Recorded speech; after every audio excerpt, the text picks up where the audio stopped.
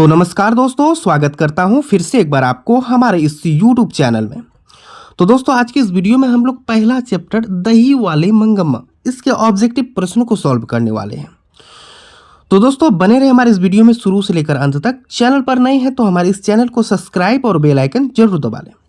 तो चलिए शुरू करते हैं। सबसे पहला नंबर क्वेश्चन, दही वाली मंगम्मा शीर्षक कहानी किस कहानी से साभार ली गई है?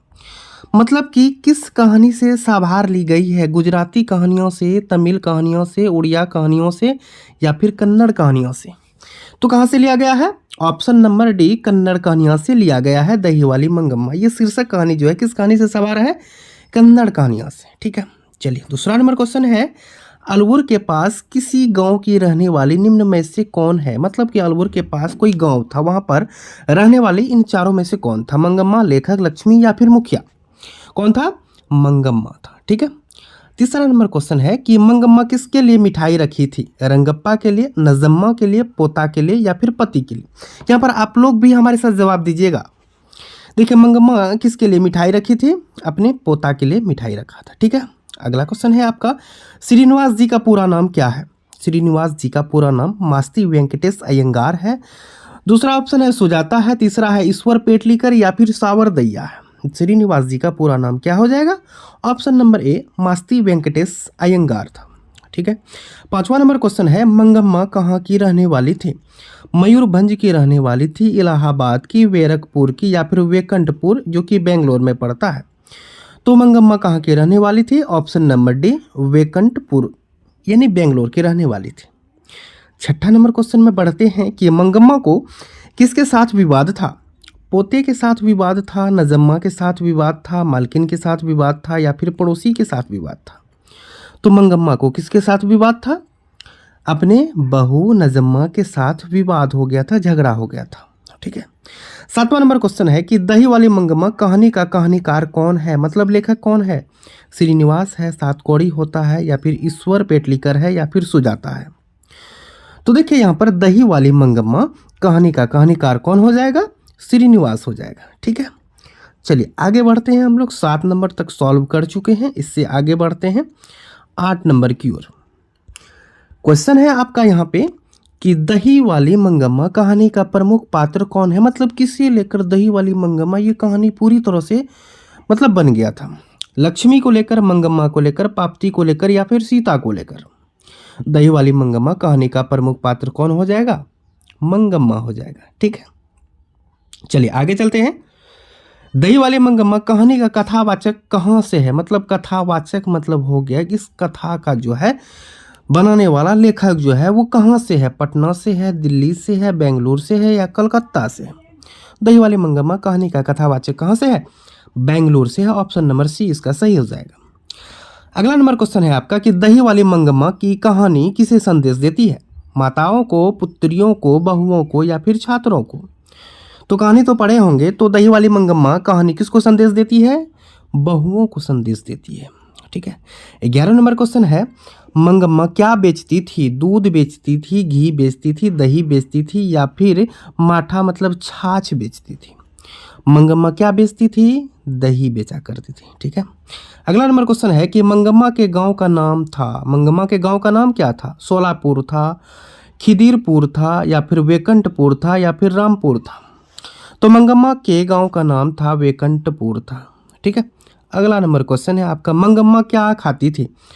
तिरंगा मतलब गुटखा का नाम है, तिरंगा खाती थी या फिर पान सुपारी खाती थी या खैनी खाती थी या फिर इनमें से सभी चीज खाता था?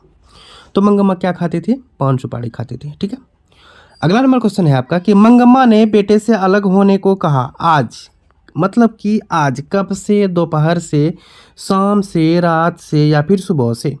मंगम्मा ने बेटे से अलग होने को कहा आज दोपहर से कहा था। ठीक है, अगला नंबर क्वेश्चन है कि मंगम्मा किस कपड़े की ब्लाउज पहनना चाहती थी? सूती कपड़े की, टेरी कॉटन का, मखमल का या फिर रेशम का? तो मंगम्मा किस कपड़े की ब्लाउज पहनना चाहती थी? मखमल के कपड़े का। ठीक है, अगला नंबर क्वेश्चन है कि रंगप्पा कहाँ का रहने वाला था?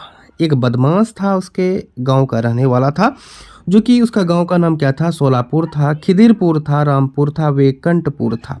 तो रंगप्पा भी कहाँ का रहने वाला था, वेंकटपुर का रहने वाला था, वेंकटपुर का रहने वाला था, शॉर्टकट नाम आप बोल सकते हैं।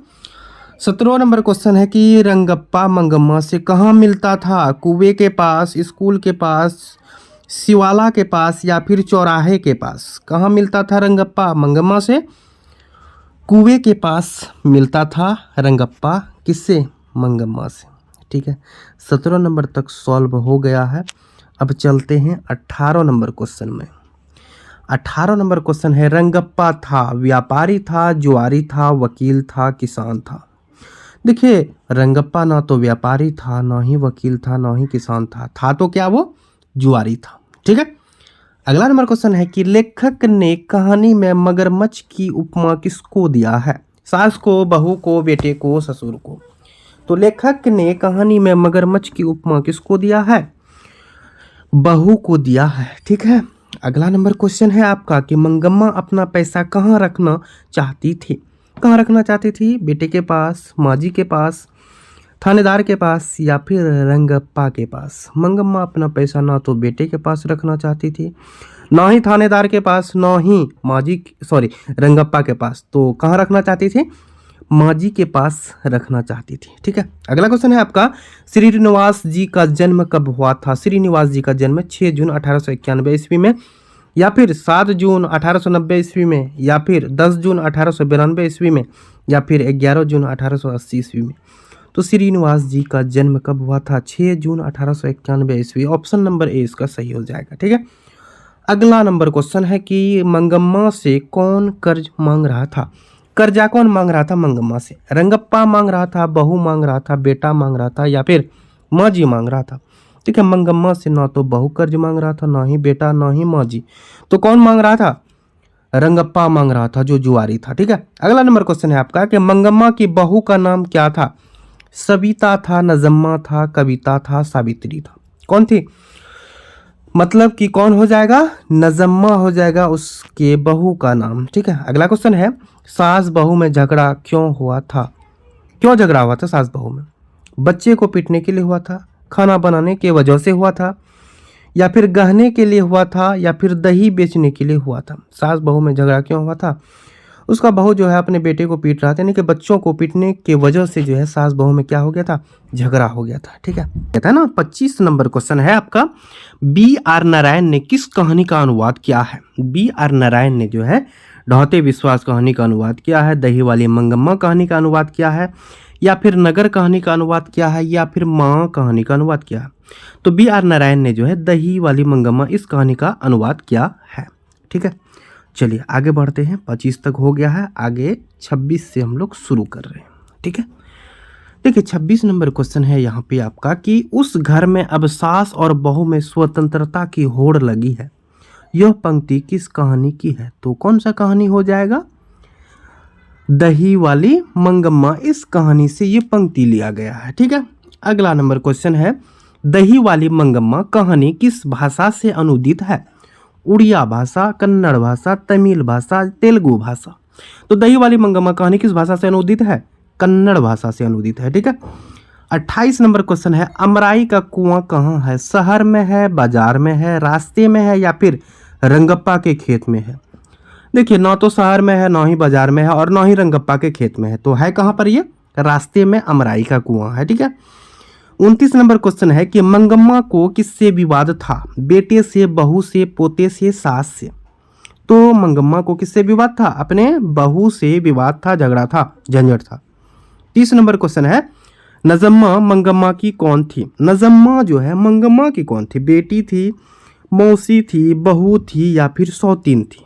ठीक है, तो सौतीन तो था नहीं, ना तो मौसी था, ना ही बेटी था, कौन था, बहू। ठीक है, अगला नंबर क्वेश्चन है, क्यों री राक्षसी इस छोटे से बच्चे को क्यों पीट रही है। मतलब कि ये जो है कहाँ से लिया गया है, मंगम्मा से, यानी कि मंगम्मा ने कहा है, पाप्ती ने कहा है, या फिर लक्ष्मी ने कहा है, या फिर सीता ने कहा। कौन कहा था, क्यों रे राक्षसी इस छोटे से बच्चे को क्यों पीट रही है। तो कौन कहा था, मंगम्मा कहा था, जिसके वजह से आपस में विवाद हो गया था इन्हीं बातों को लेकर। ठीक है, 32 नंबर क्वेश्चन है आपका, मंगम्मा कहाँ की रहने वाली है। मंगम्मा जो है कहाँ की रहने वाली है, अलबूर के पास किसी गांव की, या फिर सातुर के पास किसी गांव की, या फिर जालौन के पास किसी गांव की, या फिर नागौर के पास किसी गांव की।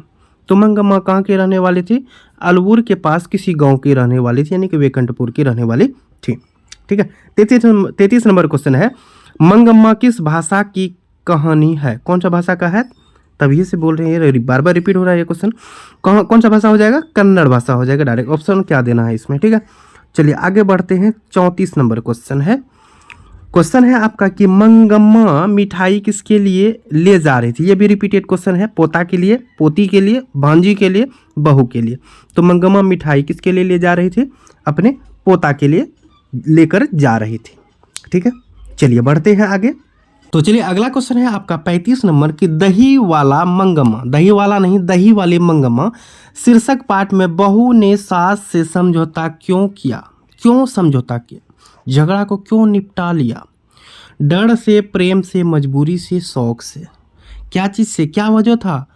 डर से झगड़ा निपटा लिया, क्योंकि उसको पता हो गया था कि हमारे सास के पास से जो है रंगप्पा नाम का आदमी जो है ना कर्ज मांग रहा है बार बार। हो सकता है कि मेरा सास उसको रुपया दे ना दे, इसीलिए ये मतलब यही डर से जो है उसके बहू ने जो है अपनी सास से क्या कर लिया था? समझौता कर लिया था। ठीक है, अगला नंबर क्वेश्चन है, श्रीनिवास जी का जन्म कहाँ हुआ था? मयूरभंज उड़ीसा में, कोलार कर्नाटक में, अमृतवेल गुजरात में, या फिर अजेरी राजस्थान में? कहाँ पर हुआ था श्रीनिवास जी का जन्म? कोलार कर्नाटक में हुआ था। ठीक है, अगला नंबर क्वेश्चन है, लड़का अगर कुछ उधम करता मतलब कि गलत काम करता है, ठीक है, भला नहीं बुरा काम करता है, तो उसे मना करने का हक मुझे नहीं है क्या? ठीक है, यानी कि लड़का अगर कोई खराब काम करता है तो उसे मना करने का हक मुझे नहीं है क्या? यह किसने कहा था? कौन कहा था? कि मंगम्मा ने कहा था, कि मंगम्मा का बेटा ने कहा था, या फिर नजम्मा ने कहा था, या फिर रंगप्पा ने कहा था? कौन कहा था? मंगम्मा का बहू नजम्मा ने कहा था अगर लड़का कुछ गलत कर रहा है, उधम कर रहा है, तो उसे मना करने का हक मुझे नहीं है क्या? ठीक है, ये बात शायद कह रही थी किसको? माँ जी को कह रही थी, मतलब लेखिका को कह रही थी। ठीक है, अगला क्वेश्चन है आपका कि यहाँ पर घर वाले के रहते एक अच्छी साड़ी नसीब नहीं हुई, ऐसा किसने कहा था? कौन कहा था? मंगम्मा ने, नजम्मा ने, लेखक की पत्नी ने, या फिर इनमें से कोई नहीं? घर वाले के रहते एक अच्छी साड़ी नसीब नहीं हुई, ऐसा किसने कहा था? मंगम्मा ने कहा था। ठीक है, अगला क्वेश्चन है, दही वाली मंगम्मा शीर्षक कहानी में रास्ते में क्या है? रास्ते में क्या है? अमराई का कुआं है, आम का बगीचा है, खेल का मैदान है, मंदिर है। तो दही वाली मंगम्मा शीर्षक कहानी में रास्ते में क्या है? अभी तुरंत आया था इससे पहले, अमराई का कुआं है। ठीक है, रास्ते में क्या है? अमराई का कुआं। अगला नंबर क्वेश्चन है, श्रीनिवास के कहानी संकलन सन्ना कथेगुलू के लिए साहित्य अकादमी पुरस्कार कब मिला है? 1964 ईस्वी में, 1968 में, 1966 में, 1965 ईस्वी में? तो कब मिला था ऐसा पुरस्कार श्रीनिवास जी को? 1968 ईस्वी में मिला था। ठीक है, चलिए आगे बढ़ते हैं। 40 तक हम लोग सॉल्व कर लिए हैं, 40 से आगे बढ़ते हैं। आगे है इसका बारी का अर्थ क्या होता है? ठीक है, मंगम्मा जो है बारी से दही दिया करती थी। आखिर उसका मतलब क्या है? रोज आकर दही देना और महीने के बाद पैसा लेना, पहला ऑप्शन। दूसरा, माली के लिए सब कुछ न्योछावर कर देना। तीसरा, गाय का दूध बेचना। चौथा, इनमें से कोई नहीं। तो क्या हो जाएगा बारी का अर्थ? ऑप्शन नंबर पहला, रोज आकर दही देना और महीने के बाद क्या ले लेना? पैसा ले लेना। ठीक है, 42 नंबर क्वेश्चन है, सोने जैसा बेटा पैदा किया है, ऐसा किसने कहा? लक्ष्मी ने कहा, मंगम्मा ने कहा, सीता ने कहा, या फिर सुजाता ने कहा? कौन कहा था? मंगम्मा ने कहा था सोने जैसा बेटा पैदा किया है। ठीक है, अगला क्वेश्चन है, शाम को एक बढ़िया साड़ी पहन कर रखना चाहिए, ऐसा किसने कहा था? कौन कह रहा था? मंगम्मा ने कहा था, सीता ने, लक्ष्मी ने, या फिर सुजाता ने? कौन कहा था? मंगम्मा माँ जी को बता रही थी कि शाम को एक बढ़िया साड़ी पहन कर रहना चाहिए, जिससे आदमी जो है आपके वश में रहेगा। ऐसा क्वेश्चन हमने बता दिया है। जिन लोगों ने उस क्वेश्चन को नहीं देखा है, मतलब उस वीडियो को नहीं देखा है, डिस्क्रिप्शन में उसका लिंक मिल जाएगा, वहाँ से आप देख सकते हैं। क्वेश्चन क्या था इसमें से कि आदमी को मतलब कि ये अपने पति को, आदमी को वश करने का क्या क्या तरीका है, मतलब क्या क्या तरीका है जिससे कि एक आदमी आपके वश में रहेगा। ठीक है, जिसमें कि ये पॉइंट आया था कि शाम को एक बढ़िया साड़ी पहनकर रहना चाहिए। ठीक है, कौन कहा था? मंगम्मा। किसको कहा था? माँ जी को बता रहा था। ठीक है, 44 नंबर क्वेश्चन है आपका, मंगम्मा का मिठाई कौन लेकर भाग गया? फिर रिपीट हो गया क्वेश्चन, पोता और नहीं बात है। मंगम्मा का मिठाई कौन लेकर भाग गया है, पोता या फिर रंगप्पा या फिर कौवा या फिर बेटा? कौन लेकर भाग गया था? मंगम्मा का मिठाई जो है कौवा लेकर भाग गया था। ठीक है, अगला नंबर क्वेश्चन है, रंगप्पा ने मंगम्मा से क्या मांगा? ठीक है, दही एवं घी मांगा, दूध एवं माठा मांगा, चूना एवं पान मांगा या फिर खैनी एवं बीड़ी मांगा था? रंगप्पा ने मंगम्मा से क्या मांगा था? चूना और पान मांगा था। ठीक है, ऑप्शन नंबर सी इसका सही जवाब हो जाएगा। ठीक है, 46 नंबर क्वेश्चन है, सारी रात घर में महाभारत किसने मचाया? बहू ने, मंगम्मा ने, पोता ने, बेटा ने? तो सारी रात घर में महाभारत किसने मचाया था? बहू ने मचाया था। ठीक है, अगला नंबर क्वेश्चन है, मखमल के ब्लाउज में कितने रुपये लगते थे? 10-12 रुपये, 7-8 रुपये, 5-7 रुपये या फिर 6-7 रुपये? तो मखमल के ब्लाउज में कितने रुपये लगते हैं? 7-8 रुपये लगते हैं। कितने रुपये? 7-8 रुपये लगता है। ठीक है, चलिए अगला नंबर क्वेश्चन है और लास्ट क्वेश्चन है आपका। ठीक है, पोता दादी के साथ कहाँ जाने की जिद करने लगा? पोता जो है दादी के साथ कहाँ जाने की जिद करने लगा था? दिल्ली, बेंगलुरु, चेन्नई, कोलकाता? तो कहाँ जाने का जिद करने लगा था पोता दादी के साथ? बेंगलुरु जाने की जिद कर रहा था। ठीक है, तो दोस्तों यहाँ पर हमारा वीडियो ख़त्म होता है। वीडियो अगर अच्छा लगा है तो एक लाइक ज़रूर करें।